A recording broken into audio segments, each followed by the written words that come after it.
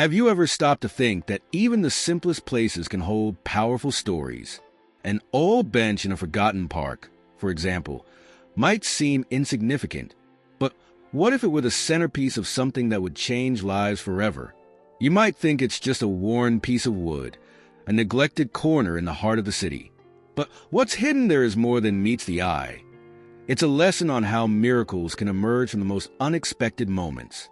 In this story, a bench, a park, and a Christmas night intertwine to remind us of something we often overlook: the power of connection, transformation, and hope.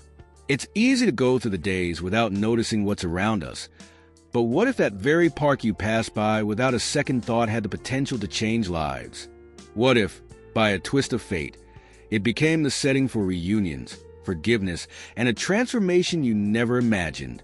It sounds unlikely, but miracles often reside in the improbable. Get ready to dive into a story that starts simply but quickly takes on magical qualities.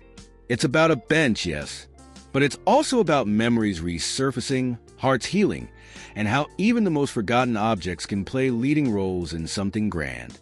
And who knows, you might start seeing with new eyes what seems ordinary around you. Because sometimes, all we need to change is to believe that something special is still to come. Are you ready to discover how the old bench in the park turned an ordinary night into an everlasting memory? Maybe, as you read, you'll realize that the biggest surprises lie in the details you almost overlooked. Right in the heart of the city, there was a park that seemed frozen in time. Its winding paths were covered with leaves that the wind stubbornly dragged back and forth, as if dancing in an endless choreography. In the middle of this urban sanctuary, an old bench caught the eye, even in its weathered simplicity. It was as if it told stories that no one else could hear, holding secrets of many generations. The bench, with its worn wood and rusty metal, was a silent survivor. Those who passed by barely noticed its presence, but it was always there, like a guardian of memories. You'd see couples in love exchanging eternal vows, children running around it, and even lonely souls finding solace on its faded boards. Yet, the bench seemed to carry a weight, something that couldn't be explained with words. The park itself was a small oasis amid the hustle and bustle of the modern world. People came and went, too busy to notice what was around them. However, for those who stopped and paid attention, the park held something special. It was a place where time slowed down, where even the busiest felt a breath of tranquility. The bench, however, seemed to be waiting for something or someone. If you approached and looked closely, you'd notice marks on the bench that told stories. Scratches, names carved forcefully, stains that even time couldn't erase. It wasn't just an object, it was a witness. Every mark, every chip seemed to carry the echoes of laughter, tears, and conversations long gone with the wind. Something about this bench made you want to sit, as if it held a promise of something yet to come. Days in the park went by as usual, but the bench always seemed out of place. Not because it was old or ugly, but because it didn't seem to belong to the present. It was as if it was waiting for a chance to be important again, to touch lives as it had in the past. And the park, with its serene beauty, was the perfect stage for this rebirth. There was a mystery in the park that no one could explain.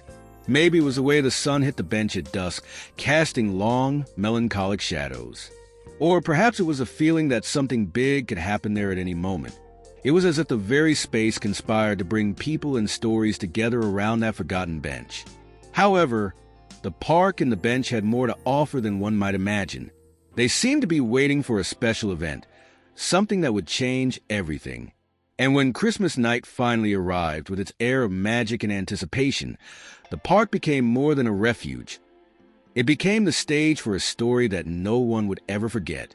In that park, the old bench wasn't just a piece of wood and metal. It was a silent confidant to the stories of those who passed by. It was impossible to ignore George, the elderly man who always made a point to sit in the same spot. To him, the bench was like a portal to the past. There, he reminisced about his youth, when the park was vibrant and he, a young man full of dreams, met the love of his life. Ah, "If only this bench could talk," he would murmur, his eyes lost on the horizon. On the other side of the story was Emily, a little girl with blonde hair, who discovered the bench as the perfect spot for her imaginary adventures. Sitting on its worn boards, she became a pirate searching for treasure or a princess waiting to be rescued. For Emily, the bench was more than just a seat. It was a stage for her fantasies, where every mark told a story only she could imagine. And we can't forget Jack and Sarah, the couple for whom the bench was the starting point of their story. It was there, on a distant autumn day, that their hands first touched. Since then, the bench had become a symbol of the beginning of everything. Even now, after years and many hardships, they still visited the park, sometimes to reminisce about the past, sometimes to try to find a lighter future. Interestingly, even those who were just passing through the park seemed to have a connection with the bench. Tom, the city mailman, made it a point to stop there every day for a brief rest. For him, it was the only moment of silence in his hectic routine. "It's like the bench knows when I need a break," he would say, laughing to himself. The bench also witnessed the fleeting encounters of Sam, a young musician, with his old guitar. He loved sitting there, playing melodies that echoed through the park, attracting curious glances. "This place has a special acoustics," he'd say, not realizing that it might be more than that. Perhaps the bench had something to say in every note he played. There were also stories that no one could understand, like Rachel's, who seemed to avoid the bench at all costs, but always ended up looking at it with a mix of longing and pain. "I don't want to remember," she would murmur to herself, yet something in her steps indicated that one day she would return. It was as if the bench was calling her, waiting for the right moment to reveal its secret. Each character, with their own stories and mysteries, breathed life into the bench and the park. And without realizing it, they were all connected by something greater, something that only time, and perhaps a special night, could reveal. It was a Christmas night like no other, with the air filled with the sweet scent of pine and the sky sparkling with stars that seemed closer than ever. The park was enveloped in an unusual silence, as if the world was holding its breath in anticipation of something extraordinary. The old bench, always discreet, looked different. Under the soft glow of the streetlights and the moonlight, it seemed to pulse with an energy no one could explain. Everything began with a light snowfall, something rare in that area. The snowflakes, falling slowly, covered the bench with a white blanket, transforming it into something almost magical. Emily was the first to appear, her boots crunching in the fresh snow. She ran to the bench and, without a second thought, climbed onto it, laughing loudly as she stretched out her hands to feel the falling flakes. "It's like a fairy tale," she exclaimed, her eyes sparkling with joy. Soon, other figures emerged. George, with his old coat and a faded scarf, staggered in, surprised by the unexpected snow. He stopped in front of the bench, running his hand over the worn wood, now cold to the touch. "Looks like you felt the change too, old friend," he whispered, a subtle smile lighting up his face. Then Jack and Sarah appeared, huddled together in the same coat, their steps synchronized as if they were one. They stopped by the bench and exchanged meaningful looks, as if they knew that this night would not be ordinary.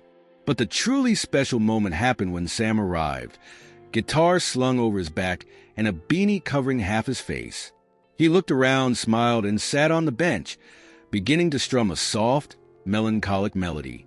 The music seemed to have a life of its own, echoing through the park and drawing more people in. Even Rachel, who always avoided the bench, stopped from a distance, unable to resist the call of that night. Suddenly, something unexpected occurred.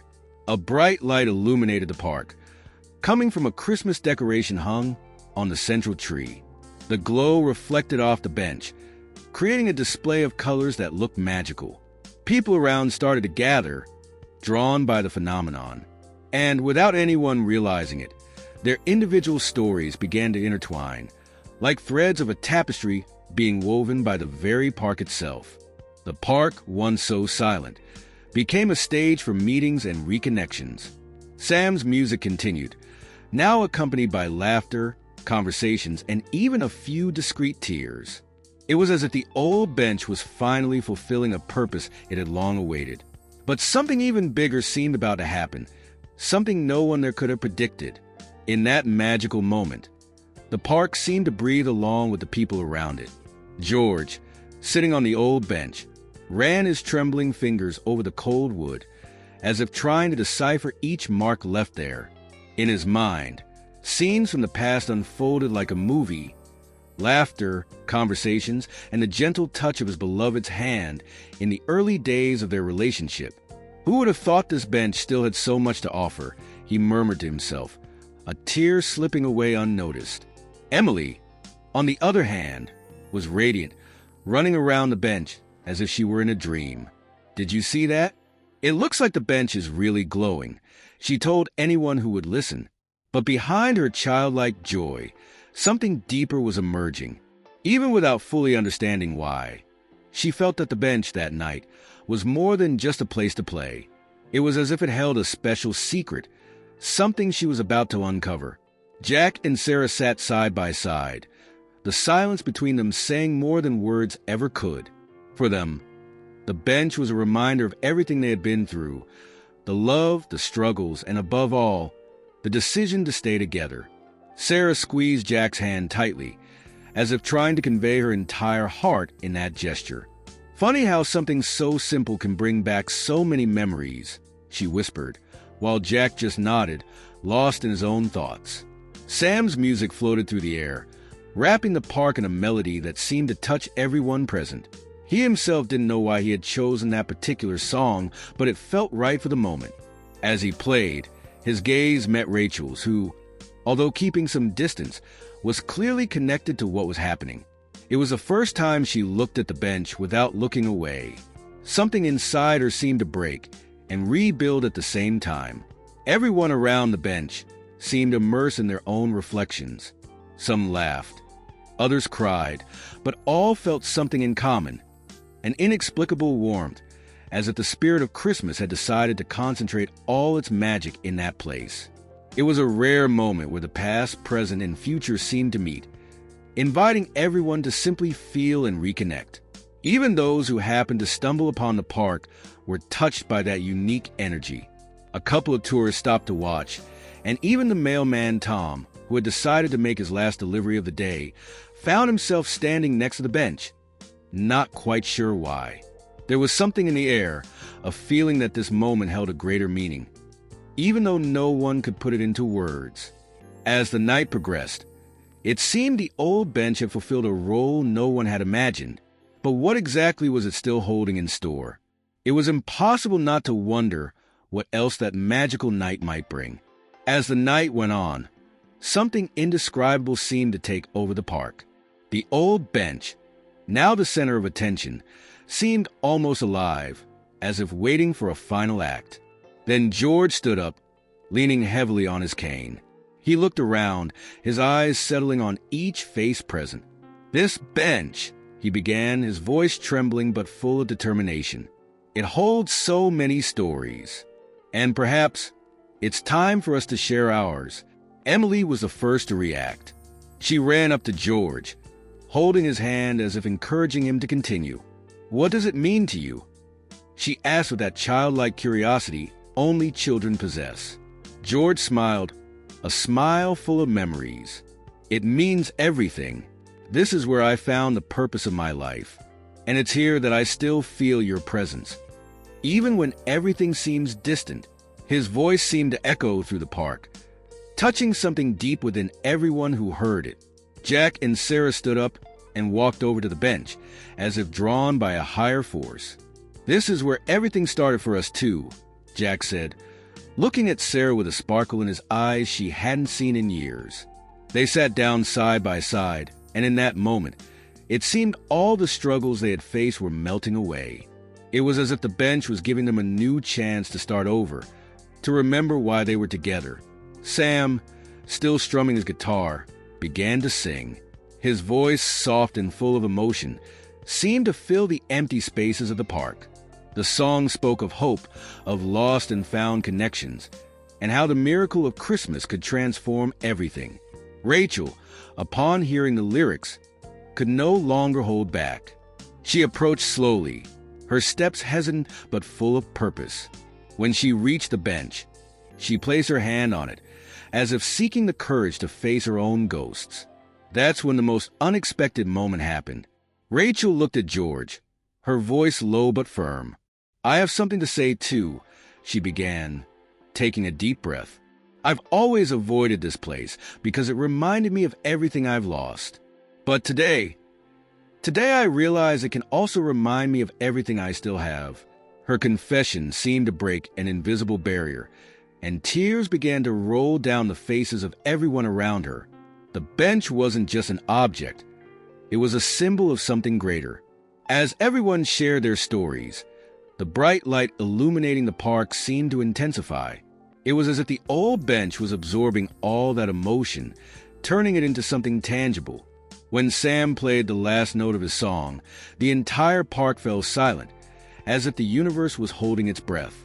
And then, as if guided by a divine force, George reached out his hand to Rachel and she took it. In that simple yet powerful gesture, something changed forever. The bench, a silent witness to so many moments, had finally fulfilled its purpose. But there was still something in the air, a promise that the night wouldn't end without one more surprise. After all, Christmas always holds miracles for those who believe. The next morning, the park looked different. The snow from the night before had turned into a sparkling blanket under the first rays of sunlight, but the real highlight was the old bench. It no longer seemed just a forgotten object of time. It was as if something in it had changed, as if the stories from the night before had left invisible yet deep marks on its wood and metal. George, as usual, was the first to arrive at the park. But this time, he wasn't alone. As he approached the bench, he noticed that Emily was already there, her small hands tracing the marks on the wood as if searching for some meaning. "I think it's even more beautiful after yesterday," she said, with the curious and hopeful gaze of a child who sees the world differently. George simply nodded, sitting down beside her, feeling a warmth that seemed to come from the bench itself. Gradually, other people began to show up. Jack and Sarah arrived hand in hand, bringing along cans of paint and tools. If this bench was able to gather so many stories, it deserves to be restored, Sarah said, while Jack started sanding the wood carefully. The gesture did not go unnoticed. Sam appeared shortly after, his guitar slung over his back, but this time he brought something else, a small golden bell that he attached to the side of the bench. "Now it's going to sing along with me," he joked, eliciting laughs from those nearby. Rachel, who had always avoided the bench, also returned to the park that day. With a timid smile, she carried a pillow embroidered with the word hope. As she placed it on the bench, tears filled her eyes, but this time they were tears of joy. "I think it's complete now," she whispered, as if speaking to the bench itself. And, in a way, maybe it was. The surrounding community began to take notice of the activity. Curious residents gathered in the park, some bringing flowers, others simply admiring what was happening. Even Tom, the mailman, made sure to stay a bit longer. He brought a small envelope that he carefully placed on the bench. No one opened it, but everyone knew its contents were special. The park, once just a passing place, now pulsed with life and meaning. By the end of the day, the old bench had become a symbol for everyone who knew it.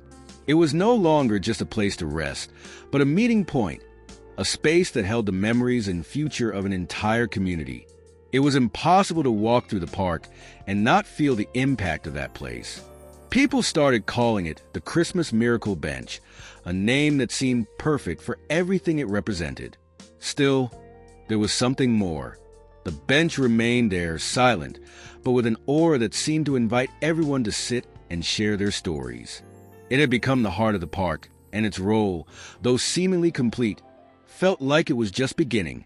As the days passed, the bench became more than just a physical place. It was a living symbol of the transformative power that resides within each of us.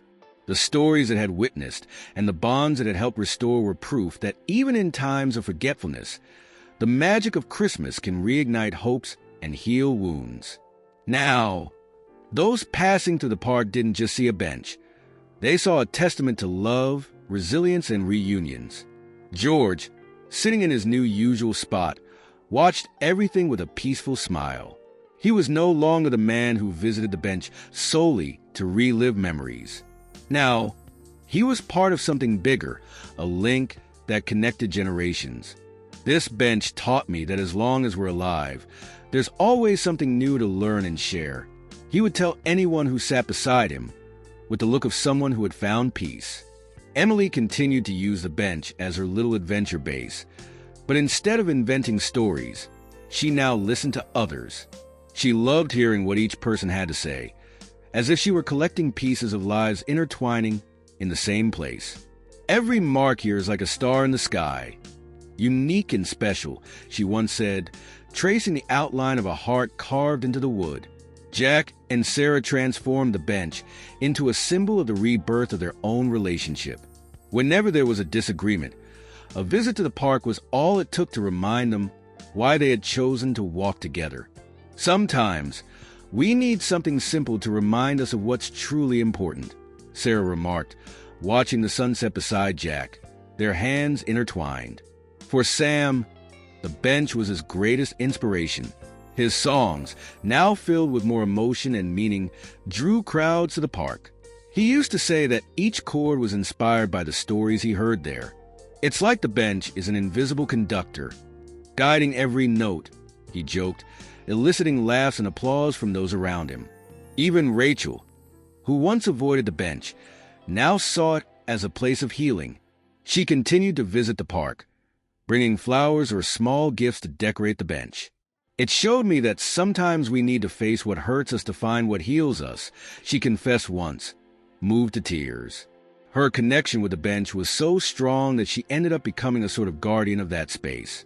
The bench, now restored and surrounded by stories, received a plaque that read, "For all who believe in miracles." This simple phrase captured the essence of what it represented. It wasn't just about Christmas or a magical event. It was about the power we have to connect, forgive, and transform the world around us. And so, the old bench, once just a forgotten piece of wood and metal, became the beating heart of the park. It reminded us that the simplest things can hold the deepest meanings, and that sometimes all we need is a place to sit and believe. Now that you know the story of the old park bench, I ask you, how many benches are there in your life, just waiting for a moment of attention? How many stories, memories, or opportunities might be hidden in something you've been overlooking every day? This story shows us that change, the miracle, doesn't need to come from something grand. Sometimes, it starts with a simple gesture in an ordinary place, but with the potential to transform lives. And are you willing to look at the little details around you with new eyes? Maybe it's time to rekindle lost connections, forgive those stuck in the past, or even reconnect with your own dreams. What will be your miracle bench? Are you ready to take the first step towards something bigger, even if it doesn't seem obvious right now? Christmas is the perfect time to reflect on that. If this story touched you in any way, leave a comment telling us which part moved you the most. I want to know, have you ever experienced a moment where the unlikely became unforgettable? Share your experience, and let's build a space of inspiration and exchange together here on the channel. And of course, to not miss more stories like this, subscribe to the channel and hit the notification bell. Every week, we bring you heartwarming narratives that remind us of what truly matters. So, shall we continue this journey together?